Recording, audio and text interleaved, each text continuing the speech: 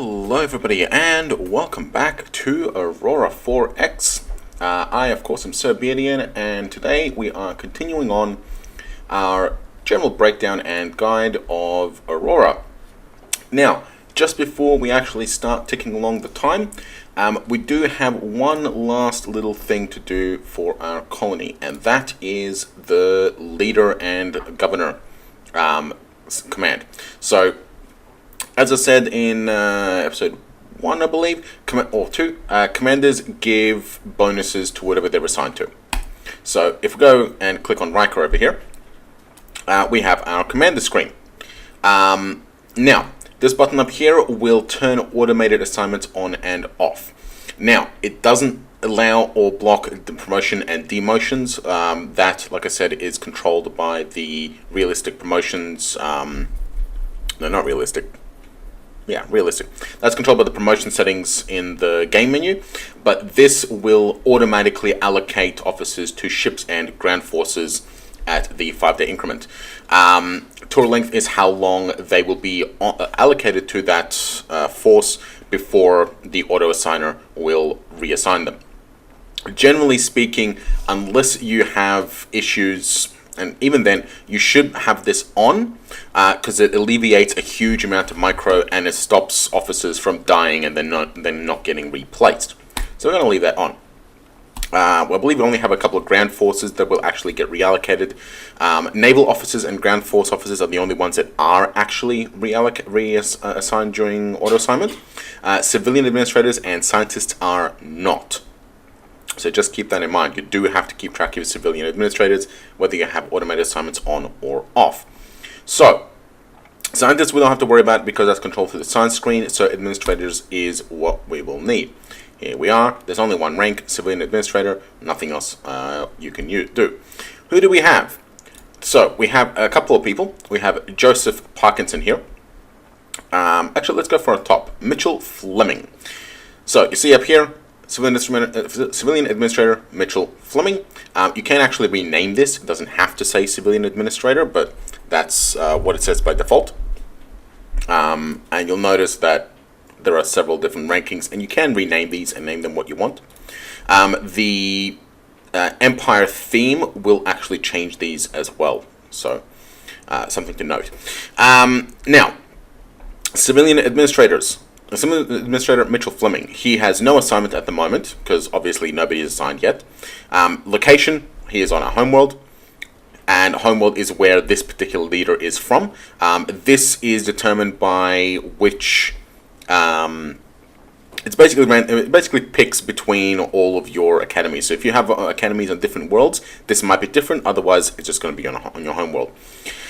Commissioned is when he became an officer. Promoted is the last time he was ranked up.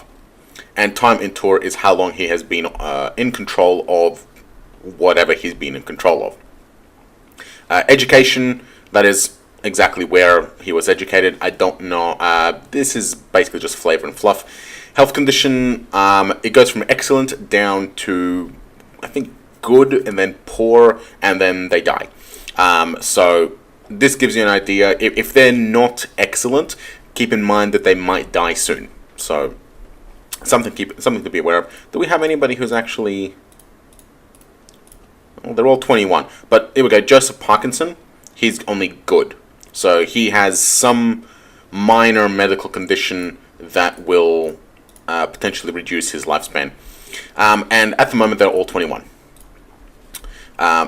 The sex, male, female, is completely arbitrary, essentially. I believe it only really manipulates what names get pulled. There's also a little... let's see if it's actually...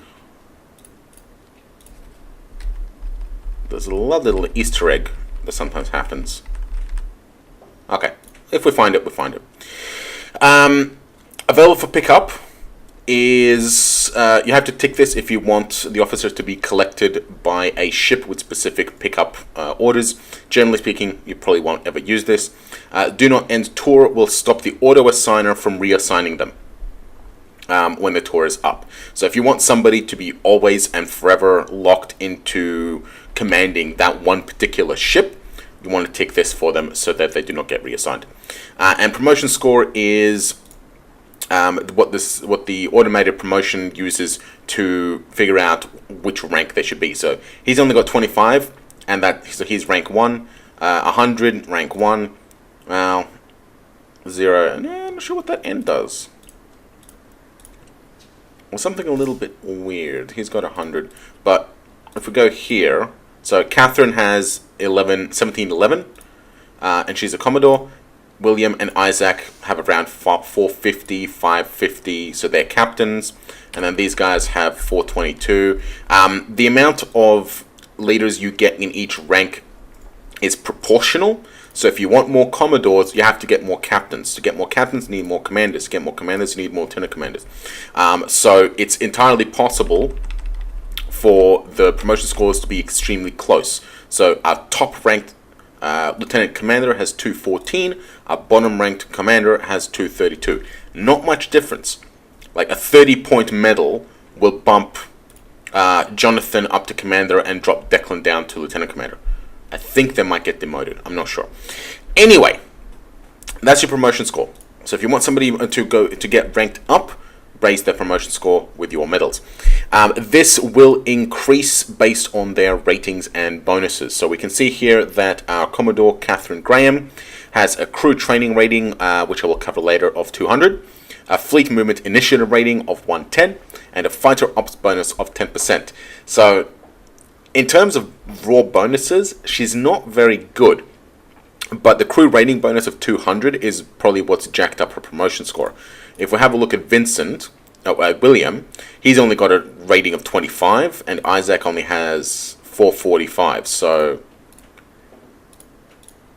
Isaac actually has, well, he's got, oh, that's a fleet movement. That's fleet movement initiative. Okay. So yeah, the training rating is very, very important for combat ships that are going into combat, as that increases how quickly they train up their crew grade. These bonuses will give you bonuses to ships depending on what they do. There's a whole host of them, and I'll go through them once we actually pick people out. Generally speaking, if they're like a fighter, if they're going to be piloting a fighter, the auto assigner is very intelligent about assigning people where they belong. So this guy, for example, it'll assign to a fighter because he's got the huge bonus. It won't assign him to an asteroid miner because he has no bonus for it, right? On the other hand, Isaac Lewis here, he has no survey bonus. He's not going to get assigned to a survey ship, right? Or if he does, it's because there's literally nobody better. So those are little bonuses. Officer history will tell you what they've been up to throughout their commission. Orders or notes is, I think, yeah, you can just type straight in there. That's just for your own personal use. Personality traits are literally fluff. Like, you can literally, like, embraces change. No, anymore he doesn't. Or, well, you know, now he is dishonest. Where do we add? Now he is a conservative, dishonest, but he's observant. There you go. So it's entirely 100% fluff, has no impact whatsoever on the game. Location change allows you to move them to a ship or a planet. You probably don't necessarily going to be using this directly. This allows you to filter and search officers by bonus. So right now we want to allocate somebody to be the governor of Australia 2.0, our homeworld. So we want factory production bonus. It's probably going to be most important because we want to get these buildings up ASAP. So we see here that Administrator Alfie Mystery has a 30% bonus. Rating of A2, perfect. Alfie is more than capable of governing our homeworld. He also has a 20% diplomacy bonus, but that doesn't really do anything for us. What about John? Now, he's only got a 10%. He does have a wealth creation bonus and a ground unit construction speed bonus. We don't need any of those bonuses. What does Mitchell do? Tiny factory, decent wealth, mining bonus, population growth bonus, and xenology bonus. Xenology is for teams. We're not gonna. It doesn't matter right now. But population, mining, wealth, and factory could be actually more useful, and this will slowly go up as they get trained. Liam, on the other hand, has shipbuilding, factory, huge wealth, and population growth. So, no, we're going to go with Alfie. So we are going to go ahead and assign him. There we go. This will, this I believe filters out rankings above the ranking of the officer. So if we select John here, you'll see that our homeworld is unavailable. Alfie, it is. And assigned to any location allows you to take. This location, for example, it allows you to assign the officer to any planet or ship, regardless of where it is. If you want to roleplay as with having shuttles, having to move them around, you want to untick this, so you can't accidentally assign somebody to a planet halfway across the galaxy and have them arrive instantly. As you can see, it assumed that the staff will anticipate the request and have the officer in the right place ahead of time. But we can turn that off to have them move manually, or you can just move them manually and then assign them. Entirely up to you. You can rename officers, you can force them to retire, and you can reset the seniority. So if you think that this order is not as it should be, you can reorder them, and you can automatically rename an officer to have it pull automatically. Promote and demote, as I mentioned, only become available. I don't believe they become available in SM mode unless you have the thing. Let's have a look. Oh no, they do become available. Weird. Okay, that's fine. Could have sworn that they don't become available without the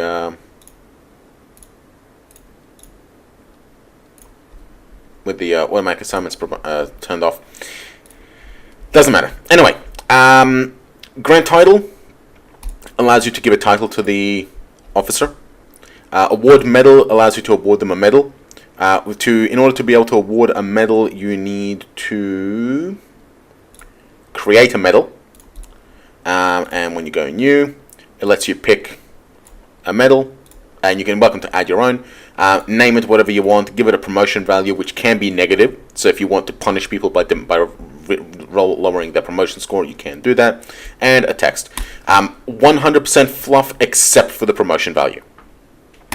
But it can be interesting. Like you can award people on excellent action in combat, or give them medals for to commemorate their action in combat, stuff like that. PP rule tells you exactly what exactly how the promotion score is calculated. Auto assign runs the auto assign script automatically. Unassigned all takes everybody away except team members. Unassigned type does it for just this one group. Change race allows you to change the officer to a different race. So instead of being not sure where that lists it, and does it for all, and this gives you the highest rated officers in each skill. There you go. Vacancies gives you a list of posts. So this is the list that the auto assigner uses to allocate things. Fairly straightforward. And if you have a lot of colonies, you can have them here. You can list them out. Commands tells you where they're going. So it tells you who's allocated where. So you can track where people are that way. Okay, that is pretty much it for commanders. So we have assigned our Planetary Governor. Here we are, and you can see which bonuses he is providing. So we have a 30% production to factory production, and you can see here that our construction has gone up from 1,000 to 1,300, and appropriately scaled up the production rate. So now we're going to get our construction converted even faster. So with no further ado, as we have already adoed far enough, let's begin. So first 5-day cycle. allocation for those ground units, there they go. You can see that it's used their ground combat bonus. Now it does list, the newest is on the bottom. That is why it's allocated 15% guys down the bottom. So it's gone allocate, allocate, allocate, allocate, allocate, and it's just added them and just piled them onto the top. Obviously, these guys, we've run out of anybody with a higher ranked ground bonus, so now we've got guys with 0%. They're obviously not that great, but it's what we're going to do.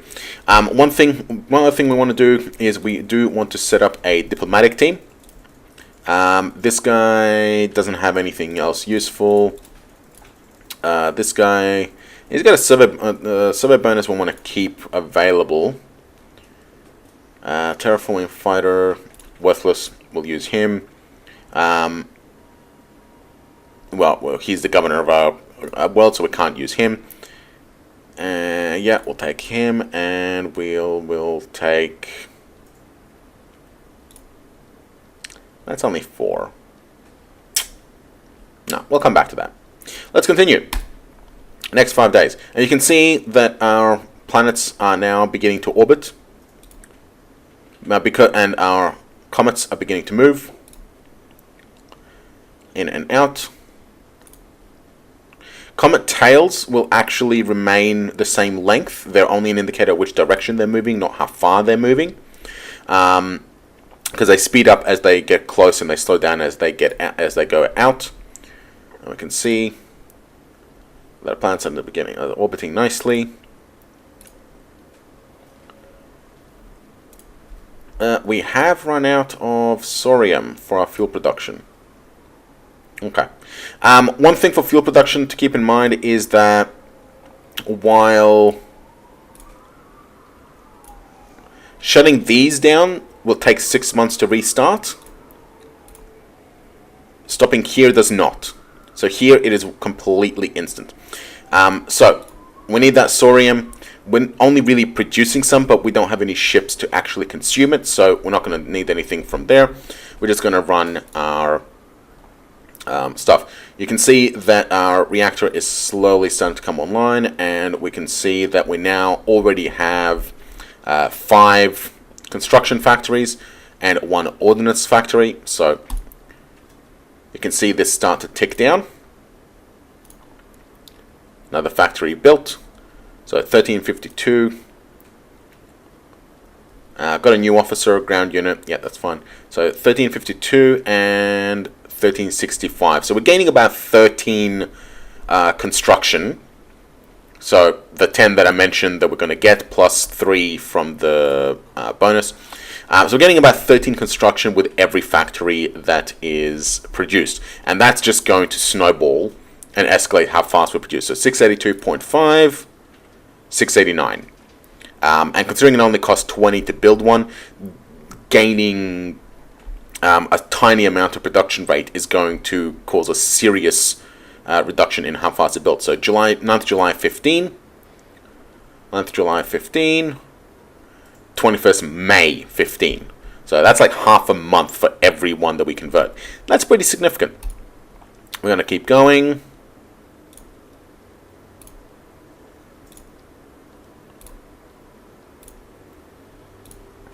We're up to 1400. Oh, that's a new scientist. Missile biology, logistic ground. We have ourselves a construction guy. He's not very good. Labs, he can handle 15 labs, but we don't have 15 labs, and has a bonus of 0. 0% bonus guys are rough, because while, for example, Stephanie here will give a 20% bonus, even if she's allocated to construction, Nicholas gives a bonus of 0 to anything he's put in. So, very bad. But I'm going to show you a little trick. We just need to find something. Here we go. Perfect.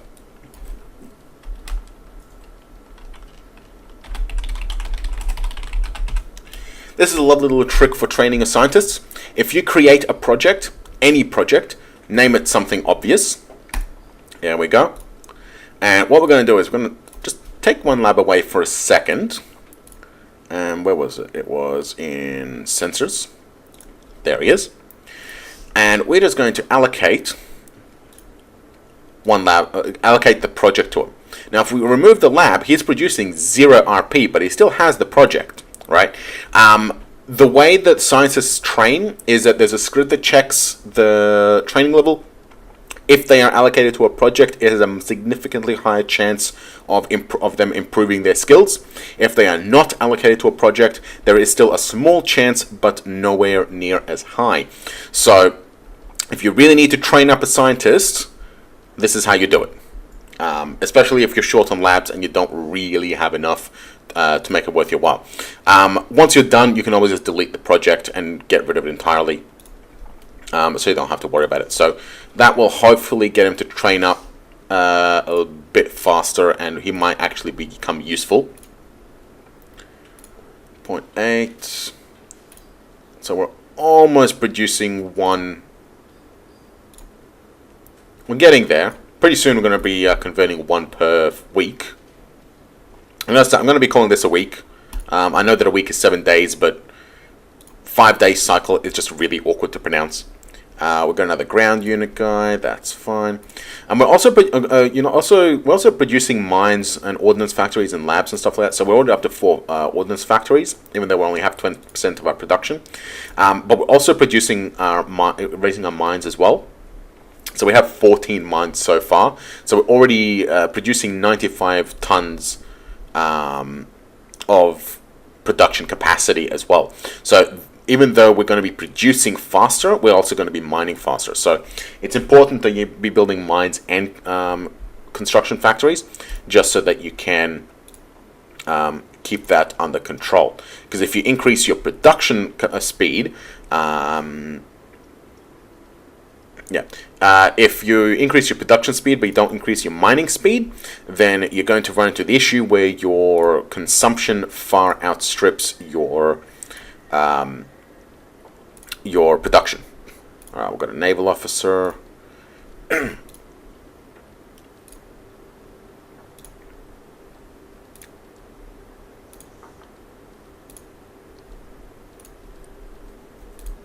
Now, you'll notice that I haven't actually gone ahead and designed any ships.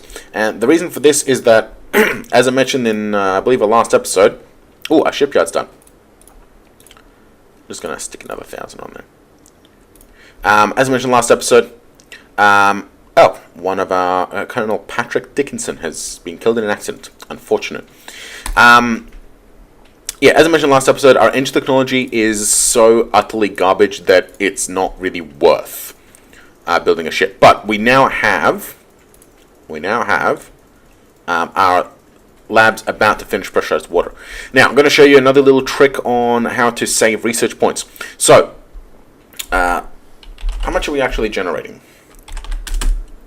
1400. We divide that by, how much is a year? Is it 365 or 364 in this game?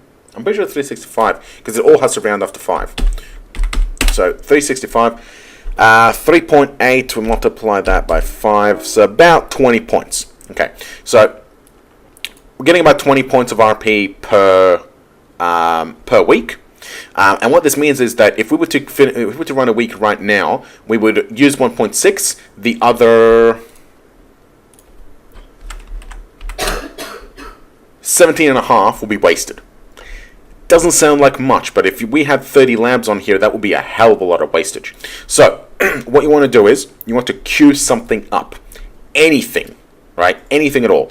If you queue it, all that excess will be added towards this one. And you can always just remove it and re-add it and go on whatever else you want if it's not actually available. But you want to just always have something queued so that your excess research points can go into that research. So we'll hit 5 days, cost 1,000, bam, 982.1. So you can see that now we do want this tech because it will come in useful, but we're also going to queue up the nuclear thermal engine tech as well. There we go. That's going to take a little bit less than a year, but we have plenty of time before we actually need to do anything, and we don't really have any shipyards yet to build stuff anyway. So there we go. So we are going to keep on keeping on. We're going to keep going and increasing our industry. Another ground guy to replace the guy that died.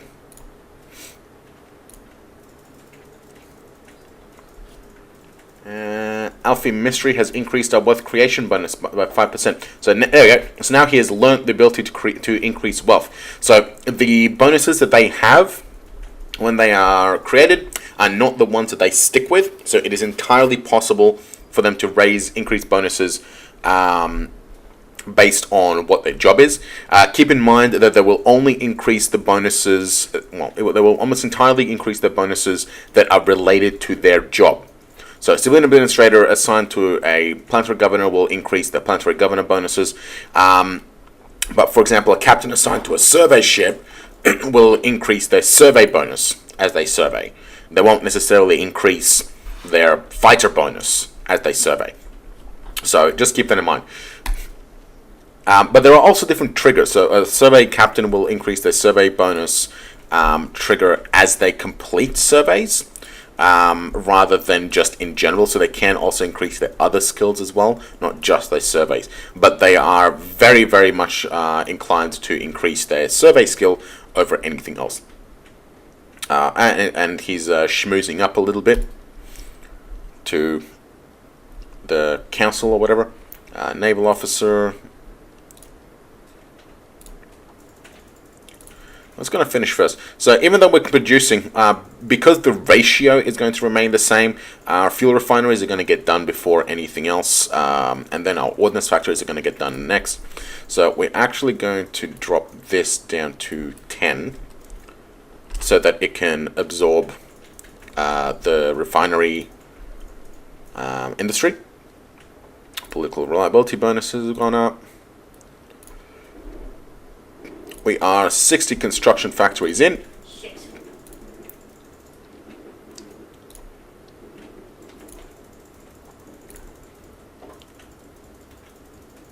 Another ground officer. Now, in terms of getting new officers, naval officers are the most likely, followed by ground officers, despite what it may sometimes seem.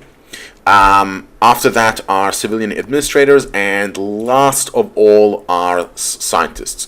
So, if you want scientists, you're going to want 0.9 engine is done. If you want scientists, you're going to end up with a lot of everybody else before you get scientists. Now, nuclear thermal. Okay, so we have fuel consumption. So nuclear thermal, we're now running up. I do want pebble bed reactors at the moment, so we're going to queue that up. If we're super lucky, we'll get ion engines before we're ready to actually start building ships. How's the shipyard doing?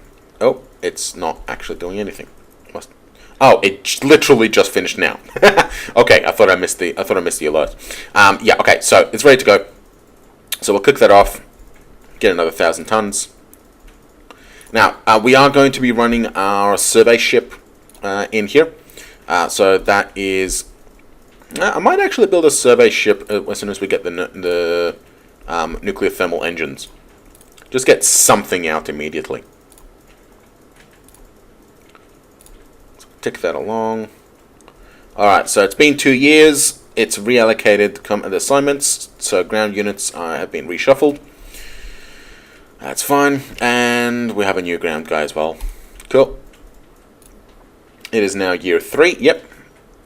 As expected, 2 years, year 3. We have 88 construction. We have about 80 construction factories at the beginning of year 3. Okay. So it's taken us 2 whole years to build 80 construction factories. Let's see how many construction factories we have at the end of year 4.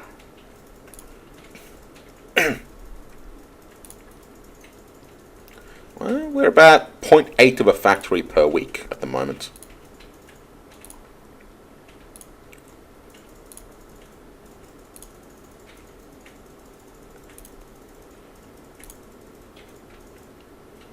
think we're at 1 per week now. 1 and 9. Well, almost there. Yeah, we're almost at 1 per week. 0.6 yeah, we're about 0.9 of a factory per week. So it's really ramping up now.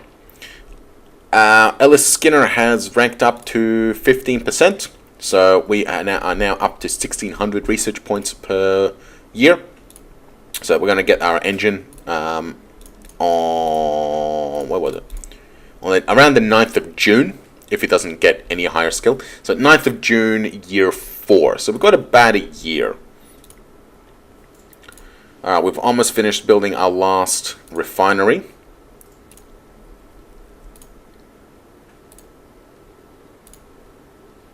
There we go. Now, you'll also notice that our ordnance factory... No, what was it?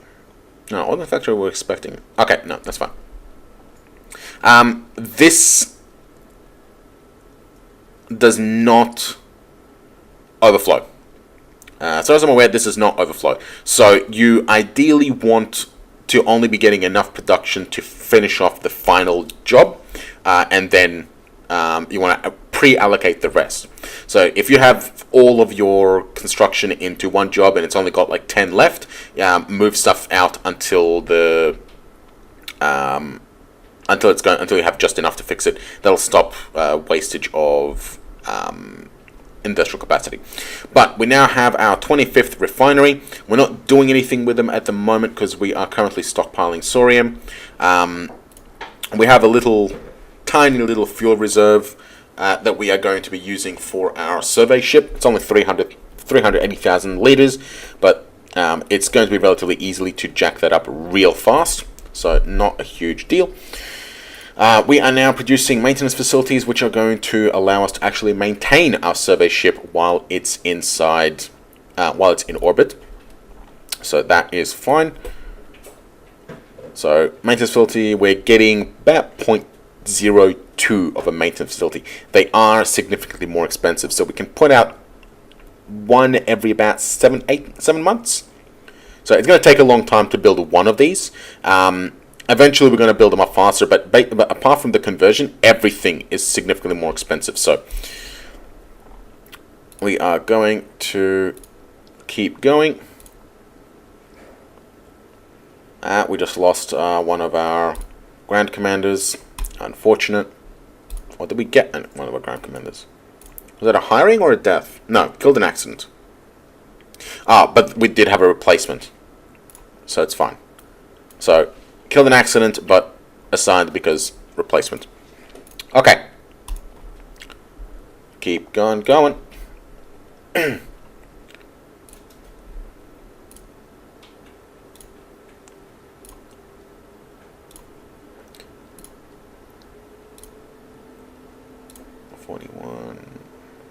Oh, 50, 56. 6, so we're about 0.4 of a factory short of 1 per week, or 0.03, 0.02, 7.2. We're almost there. But yeah, we're making about 1 factory a week, and we're only at the beginning of year 4. So we were at 80 at the end of year after 2 years. We're already almost doubled that in a little bit over 1. So we're going to have a significantly faster. And this is what I mean by snowballing, right? Compound interest, one of the most powerful forces in the entire universe, and this is it.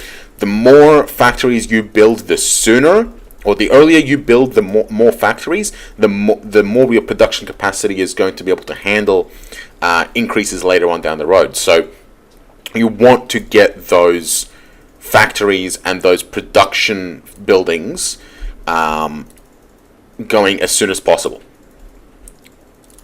Because if you do that, you're going to get a much easier time later on. One of the reasons why I put so much emphasis on construction is that shipyards... Oh, who put the bonus to 30? Stephanie. Okay. So it looks like we're going to be running a missile game. Yeah, one of the reasons why I put so much emphasis... there we go. Nuclear thermal engine. Perfect. Okay. We have engines. Nuclear thermal. Drop it to 50. And a nice big commercial engine, which is super fuel efficient. Actually, let's talk engines. Well, we're already here. Designing technologies in general is fairly straightforward. You pick what kind of equipment you want. It gives you a list of technologies you can choose from which affect that piece of equipment. Gives you a little bit of math sometimes if you to help you out, and it gives you a summary of what it does. So you can see that with nuclear thermal, for the same engine, we've gone from 5 engine power to 125 engine power. That is a huge power increase. That said, it is also a very, very large cost increase. So it's gone from 5 gallicite to 31 and a quarter gallicite. So it is significantly more expensive to build and design. Gone from 50 to 300. It's significantly more expensive to build and design a nuclear thermal engine compared to a conventional engine. That said, the conventional engine is garbage. So we're going to run nuclear thermal for now. Fuel consumption, this is just a flat reduction in fuel. So this tech is never, ever, ever not useful. Thermal reduction generally is not useful for general use because until you have a significant thermal reduction, you're going to be seen anyway, especially if you have any kind of fast ships, while it jacks your cost, your development and gallicite cost real high. So, and it's not really too useful unless you're building stealth ships. And of course, engine size. So you can see here, math, power mod it multiplies the fuel consumption by this much, and engine size reduces fuel consumption by this much, 1% per size. Commercial engines have to be 25 hull size or bigger, and power efficiency mod has to be 50.5 or less, and both of those have to be true for it to be a commercial engine. If the power end mod is higher than 0.50 or the engine size is less than is 24 or less, then it will be a military engine. Any military component in a military ship makes the ship count as a military ship. So be careful with that. Geosurvey, we just want it to be a commercial, so we are going to go for a 125 EP commercial nuclear thermal engine. I'm not going to do anything super fancy with the namings because I want to be able to show you how to read these things as well and what they mean. And because I haven't mentioned it, one hull size is 50 tons. So you can see, so just multiply this by 50 or tick this, 2,500 tons. There you go. Nice and easy. So now that we have designed our engine, we have to go and build it. Now we designed it, our scientists have to figure out how to incorporate it into actual ships. So we are actually going to cancel the pebble bed, and we are going to put our 5 labs on the commercial nuclear thermal, and we are going to then queue up the pebble bed back. Do we actually have geological? No, we do not have geological. We're going to have to do that next after we get the engine. So remove him.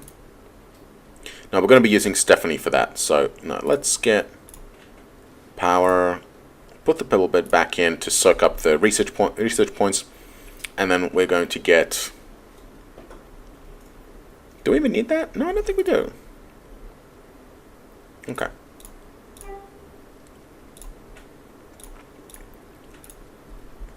We're going to just shift that, and we want to try and make these to be about the same time. So 4-year gap, no good. 2-year gap, no good. 1-year gap could work. What about this? May, June. Oh, beautiful. It's May, June, July. It's about a month. So running this as is, it's going to take about a month. It's going to be about a month gap between our engine and our geosurvey sensor. So that will give us our geological surveyor. So that is what we're going to do. And that gives us about a year. So it's going to take about a year, of course, because they're about equal. It's going to take about a year to get these. So let's go and run those. In about a year, we're going to have a significant amount of construction as well, so that will help in getting our ship actually built. So, gonna keep on going.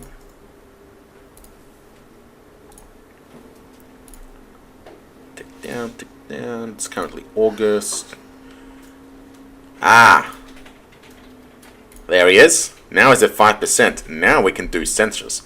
Well, now we can start thinking about doing actual construction tech, which I think we are going to do actually once we have our geosurveyor, because we're going to want to start thinking about asteroid mining and increasing our industry to get those off the ground. But that's for a little bit later. So August, September. Just ticked into September. You can see the date up here, by the way, and also up here.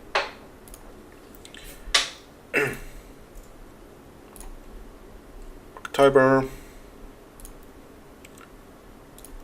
Ellis has just jumped to 25%, so this will actually throw our math off a little bit, but actually not that much because he needed the extra. He was a short one anyway, so now it's April, May, still about a month. But it's fine. Yeah, no, he's got the 4 times bonus. Okay.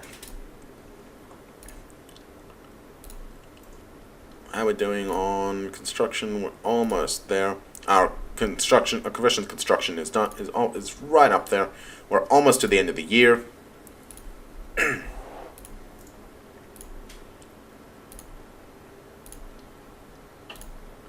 And there we go. Okay, we are now at the beginning of year 5. So it's been another 2 years. How many construction labs do we have? Construction factories do we have? 226. So 2 years ago, so 2 years into the game, 2 years ago, we had 80. Now we have 226. So we have gained about 140 factories, which is almost twice as much as we produced in the first 2 years. So we have almost tripled our construction factories in the same amount of time that it took us to build one set. So you can see that getting the construction in early is really going to make a huge difference. And unfortunately, Nicholas Payne just got absolutely ganked because this guy here, Dwayne Upright, yeah, he is going to be a new construction guy. We only have 5 labs, so we're not wasting him for having low labs. But he has a bonus that is 4 times larger than Nicholas. So, I'm sorry, Nicholas, you are no good to us. No, I don't need that dummy one because I actually want this tech, and he is going to be our tech guy. So, let's get him started on research rate to begin with, and then we're going to drop that and add that. There we go. Okay. Let's keep going. Command reassignment, because it's been another 2 years, as fairly standard.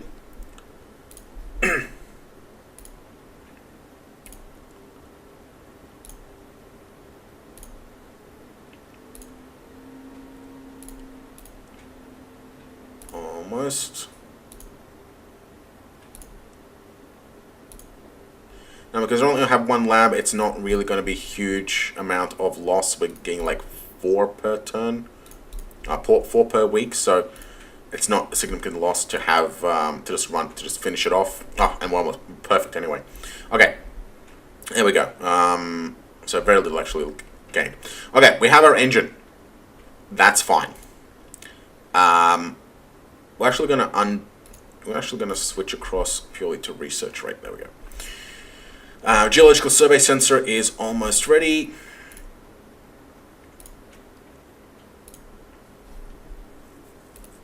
So we're getting about 14 RP.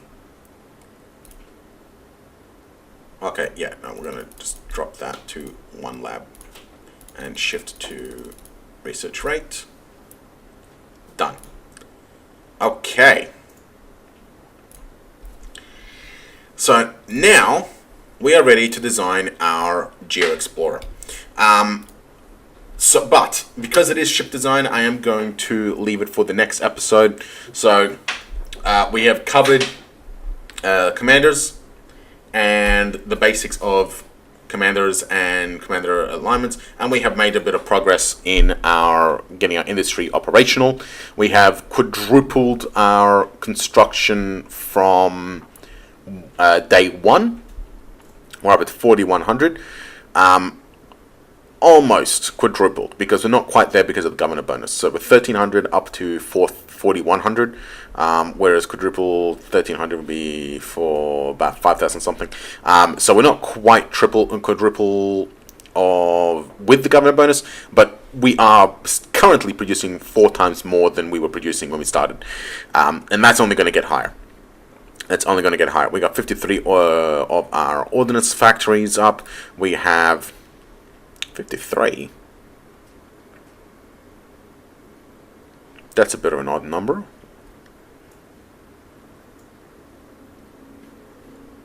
Where did the other 3 come from? Weird. I must have miscounted something. Oh, no, we're still building them. Okay. Okay, I missed that. Okay. Maintenance facilities, we are going to have to switch to making those around the time that we start building our designer, because our engine is 2,500 tons, which means that our current maintenance facilities can't handle the engine if it was just floating up in space on its own, let alone a ship built around it. But yes, next episode is going to be designing our first geosurveyor, which is going to go out and survey our lovely star system of Sol. So thank you for watching, and I will see you in the next episode.